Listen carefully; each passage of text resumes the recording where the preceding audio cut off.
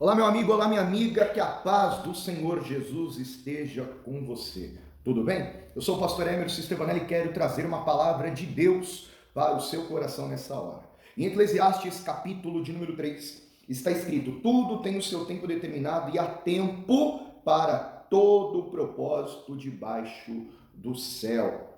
É curioso como nos dias de hoje e dentro da palavra de Deus nós também vamos ver várias palavras de motivação. Determinando tu algum negócio, seja firme e a luz brilhará em teus caminhos. A boa obra que o Senhor começou em sua vida, Ele é fiel e poderoso para aperfeiçoá-la. Aquele que coloca a mão no arado e olha para trás não é digno de mim. Então, olhe para o alvo, prossiga para Cristo. São palavras que vêm para nos motivar, vêm para nos incentivar. O problema é que, às vezes, nós acabamos deixando sermos motivados por palavras, por momentos que já passaram. Como assim?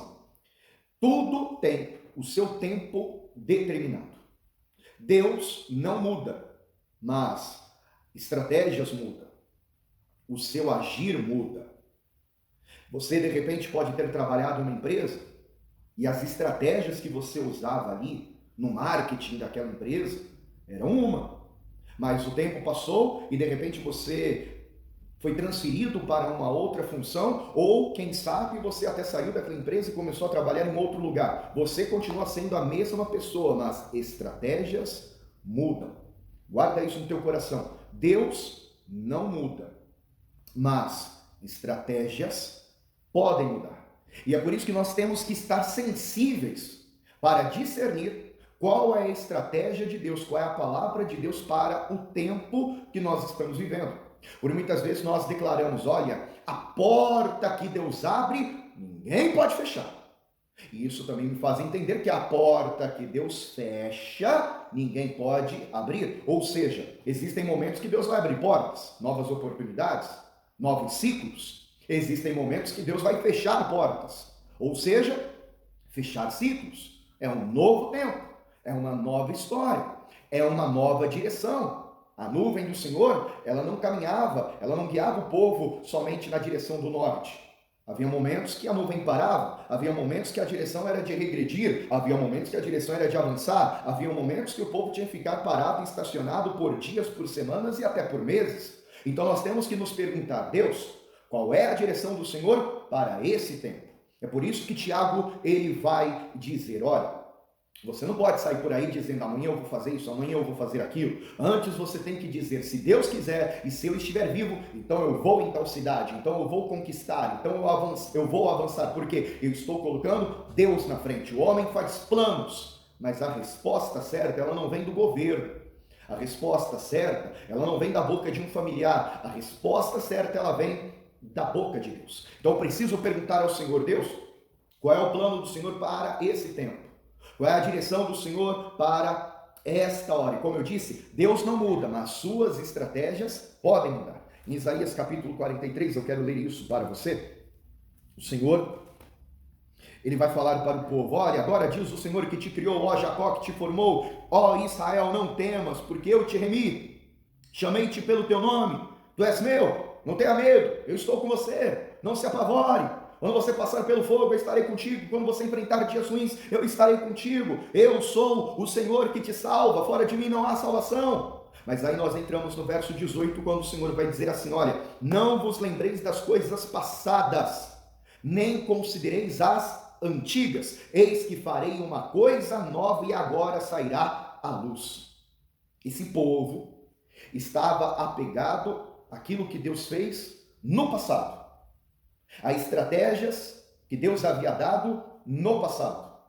E nem sempre o que funcionou no meu passado vai funcionar agora no meu presente. Nem sempre as estratégias que eu usei lá atrás vão prosperar também agora. Você deve conhecer a história. Deus diz para Moisés: Moisés, o povo está com sede, pega a vara que está aí na sua mão, vai lá e fere a rocha. Moisés fere a rocha e o povo sacia a sua sede. Capítulos à frente, a sede se repete. E o Senhor manda Moisés pegar a vara de Arão, a vara que floresceu, a vara da graça, e falar com a rocha. Só que agora, Moisés, ele repete o que aconteceu lá atrás. Mais uma vez, ele pega a vara. Só que agora, não é mais o cajado que estava na mão. Agora era para ser a vara que floresceu. A vara que representa a graça de Deus. E na graça não é por força, não é por violência, mas pelo Espírito. Vai lá e fala. Uma nova estratégia. Moisés usa a estratégia antiga. Dá certo porque sai água. Porém, o Senhor não aprova.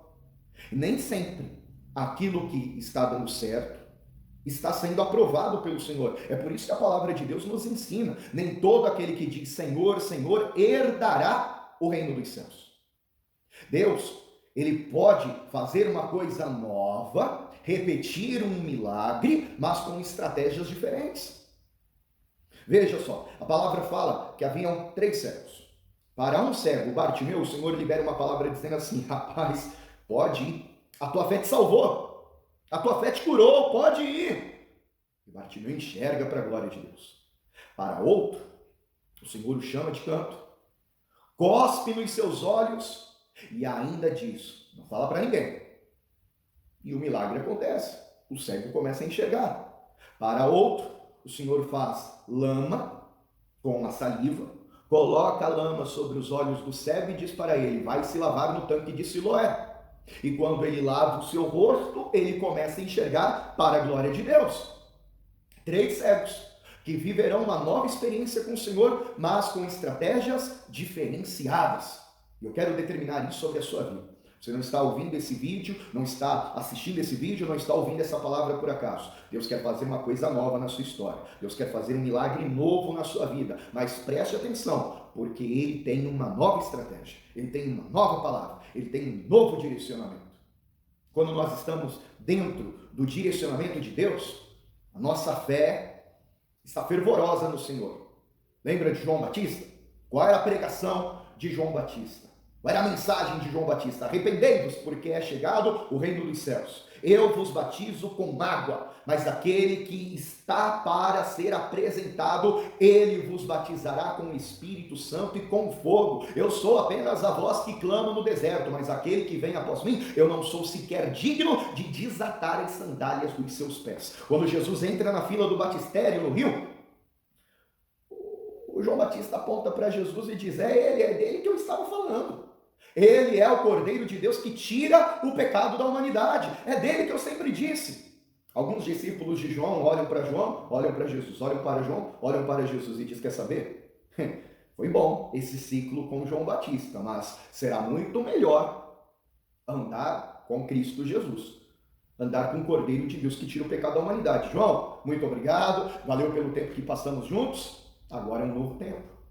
E a gente precisa entender isso, que existem momentos que Deus vai fechar ciclos para começar um novo ciclo.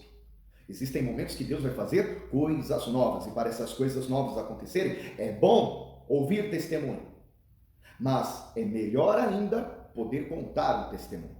Esse povo de Isaías estava aprisionado àquilo que Deus fez no passado.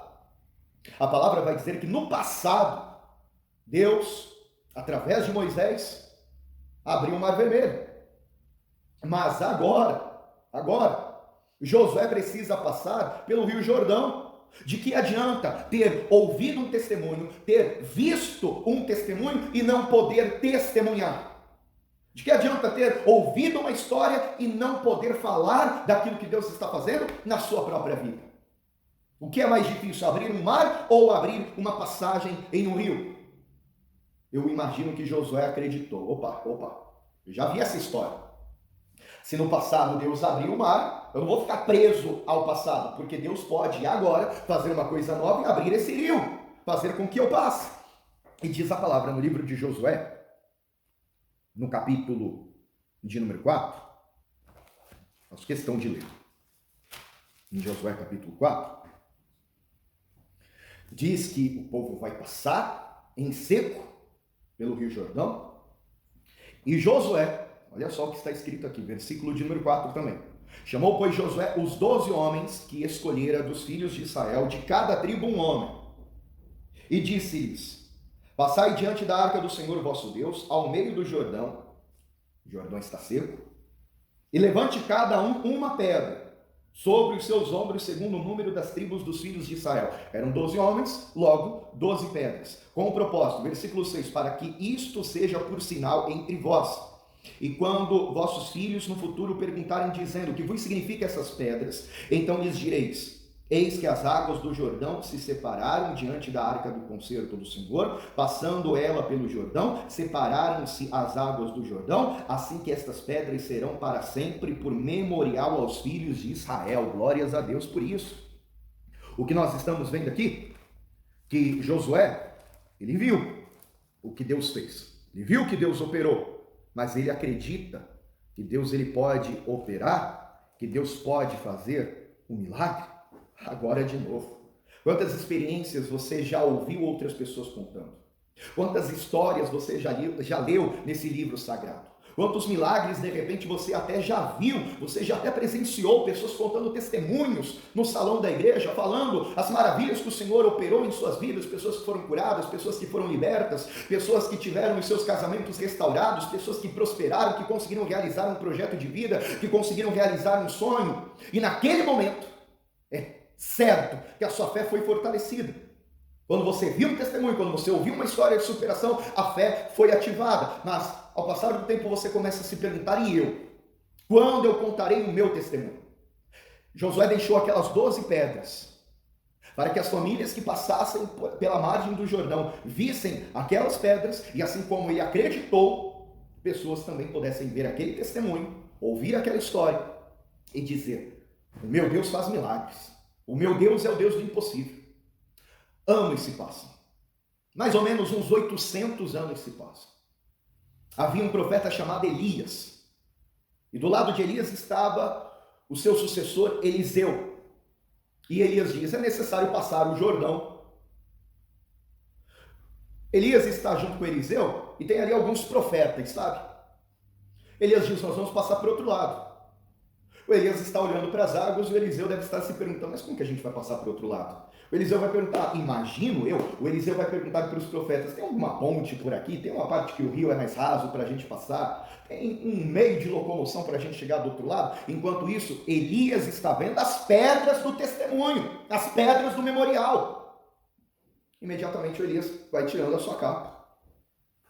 Vai tirando a capa, imagino eu que o Eliseu deve estar olhando para Elias e dizendo: não é possível, ele vai passar nadando o rio. Lá vou eu atrás. Mas diz a palavra, o Eliseu pega a sua capa, dobra a sua capa, fere as águas e o rio se abre. O Elias não ficou preso no passado. O Elias acreditou: Deus pode fazer um milagre novo na minha vida e é agora. No meio do trajeto, vem a carruagem de fogo. O Elias vai embora. O Eliseu está do outro lado sozinho. O que eu vim fazer aqui? Preciso voltar, mas como? Ele olha para um lado, olha para o outro, pega a capa, o Eliseu pega a capa que era do Elias, toca com a capa nas águas e pergunta: onde está o Deus de Elias? E mais uma vez, Deus vai abrir o rio e agora Eliseu passa o Jordão em seco. Muitos milagres você já viu, muitos milagres você já ouviu. Talvez hoje você não veja pedras como memorial, mas você tem a palavra de Deus registrada para nos mostrar as grandes maravilhas que o nosso Deus fez. Mas não fique preso a um Deus do passado, porque Ele é Deus presente. Ele é socorro bem presente no dia da angústia. Ele é socorro bem presente na hora da adversidade. Clama a mim e responder-te-ei, diz o Senhor. Não importa a luta que você está passando. Existe um tempo determinado para tudo. Pergunta para Deus: Deus, qual é a palavra para hoje? Qual é a direção do Senhor para esse tempo na minha vida? E eu tenho certeza que Deus vai te dar um direcionamento, que o Espírito Santo vai te ajudar, que a palavra de Deus vai ser lâmpada para os teus pés e com certeza Deus vai iluminar a sua vida para que você também tenha a sua história de milagres, de testemunhos, que irá glorificar ao nome do Senhor e edificar a fé de tantas e tantas outras pessoas. Que o Senhor te abençoe e te guarde nessa hora, onde quer que você esteja. Se essa palavra de alguma maneira foi edificante ao seu coração, então compartilhe com alguém. Divida essa mensagem também com outras pessoas. Não esqueça de deixar o seu joinha aí e, se quiser, escreve algo aí no comentário, deixa um testemunho aqui rapidinho do que Deus fez na sua vida para edificar a fé de outras pessoas que irão passar por aqui também como um memorial para a glória de Deus. Um forte abraço, que Deus te abençoe e te guarde.